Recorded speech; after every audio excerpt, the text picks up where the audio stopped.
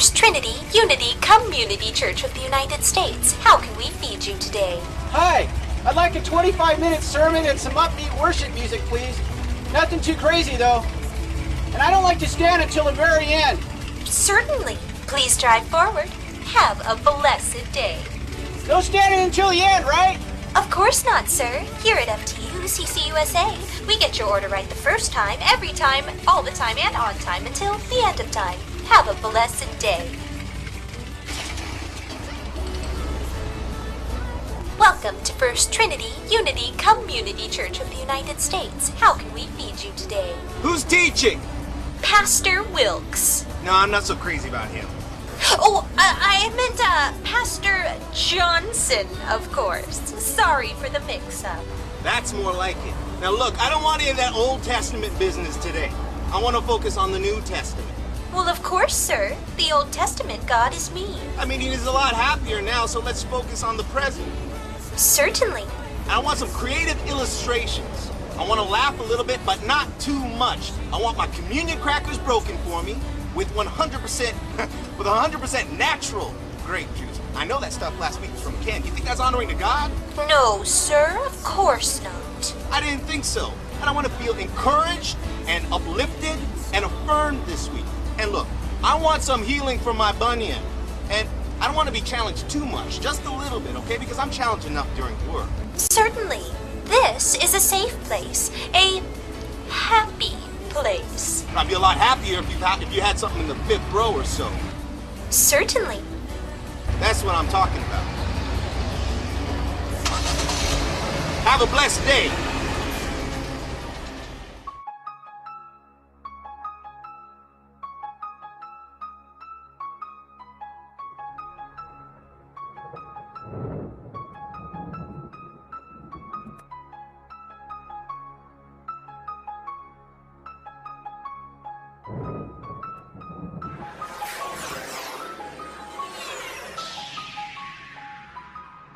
An apostate church wants nothing to do with visions or prophecies of men of righteousness. They don't want anything to do with it. You know that's the gospel. You know that's the truth. They want to hear messages. They want nothing that disturbs the status quo, nothing to upset this successful world in which they move and live. They refuse any kind of correction. Everything today is being excused under the banner of love. Love. We're getting ready to love the devil. This is a perverted love I want nothing to do with. It's all crusades. It has nothing to do with this book. People clamor for entertainment. They flock by the thousands now to concerts and plays and social gatherings. While they ridicule the prophets, they mock what they call the doomsday preachers, and they prefer the illusions. They don't want any preacher or evangelist to tell them the hard truth, and they don't want the sword of the Lord to come forth in their congregations. They say, preach to us smooth things, bless us, make us happy, make us feel good. I heard a preacher say, you can come to this church and feel good. God help us. They say, no more preaching of this Holy One of Israel. Jeremiah was sent to prophesy against the apostate Jews, the Lord's own people. And you know what God said to Jeremiah? He said, I send you forth with my word of judgment and holiness and righteousness, but they will fight you. The dread of the Lord is no longer in them. They prefer to drink from cisterns rather than the living water. You go to Jeremiah 1, 2, 3 and you'll find it. Chapters 1, 2, and 3. Don't turn there now, but you'll find that old thing there. God sent, he said, go, preach to them.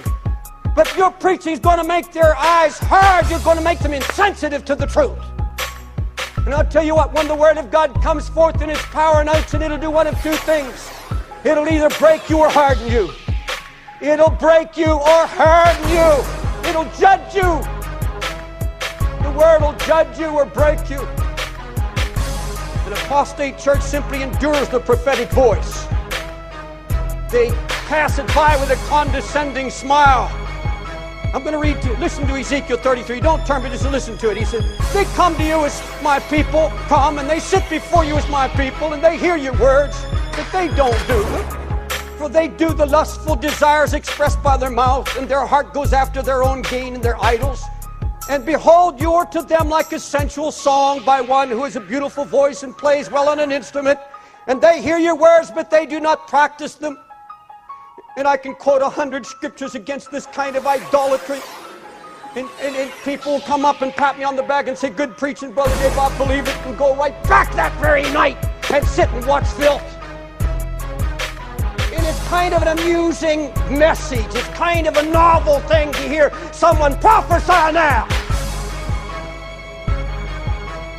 What's it going to be for you, brother, sister?